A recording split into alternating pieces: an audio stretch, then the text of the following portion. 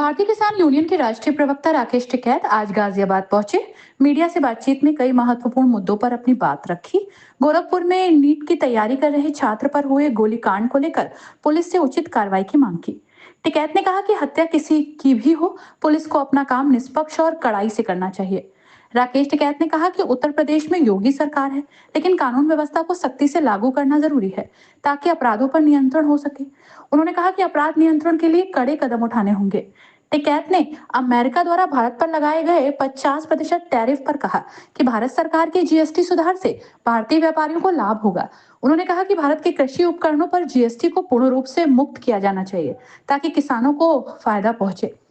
UAE में हो रहे आईसीआईसीआई T20 क्रिकेट टूर्नामेंट को लेकर टिकैत ने कहा कि भारत सरकार को ही जनता की भावनाओं का ध्यान रखते हुए इस मामले पर निर्णय लेना चाहिए। उन्होंने पाकिस्तान के साथ मैच न खेलने की निजी राय व्यक्त की और कहा कि ऑपरेशन सिंदूर के बाद ऐसा होना चाहिए था। देखो, क्राइम करने वाला वो कहीं पे भी क्राइम कर देता है। हत्या हुई छात्र की, प्रशासन अपना काम करे, पुलिस को काम करना चाहिए। रोष तो छात्रों में भी होगा, रोष परिवार में भी होगा, रोष आम लोगों में भी होगा और रोष सरकार के खिलाफ भी रहेगा कि मुख्यमंत्री के जनपद में ही घटना घटी, गोली मारी पढ़ने वाले छात्र के। तो रोष इसलिए रहता है। प्रशासन अपना काम करे, जिसने हत्या करी है जेल जाएगा, पुलिस फोर्स अपना काम करे उसमें। अमेरिका और भारत के इसमें ट्रेड वार का पूरा मामला चल रहा है। अमेरिका ने 50% टैरिफ लगा दिया है और भारत सरकार का ये कहना है कि इस ट्रेड वार 50% टैरिफ से कोई फर्क नहीं पड़ेगा और उन्होंने जीएसटी भी कम किया है, जिससे किसानों के हित में भी बताया जा रहा है। जो टैरिफ बढ़ा है, टैरिफ से ये है कि यहाँ का माल जो है वो सस्ता वहाँ पर जाएगा, उनको वहाँ का टैक्सेस देना पड़ेगा। बहुत सा माल हमारा यहाँ का जाता था, लेकिन भारत सरकार ने जीएसटी कम करके उनको लाभ दिया। इसमें किसान के उस पर भी जीएसटी कम हुई, लेकिन हमने जीएसटी फ्री की बात सरकार से की थी। वो चाहे ट्रैक्टर हो या टायर हो या और जो इक्विपमेंट है एग्रीकल्चर में इस्तेमाल होते हैं, तो सरकारों को उस पर से 0% टैक्सेस करने चाहिए जो जीएसटी है, तो किसानों को उससे लाभ ज़्यादा होगा। उनकी फसलों के भाव नहीं मिलते, फसल बीमा योजना का लाभ नहीं मिलता, किसानों को भी बहुत तरीके से ठगा जा रहा है, उसका भाव नहीं मिला। जैसे हम अगर उत्तर प्रदेश की उसकी बात करें तो यहाँ पे भी फसलों के रेट कम है, पूरे देश भर में कम है। एमएसपी गारंटी कानून की बड़ी डिमांड चल रही थी हमारी, उसको भारत सरकार तय करेगी।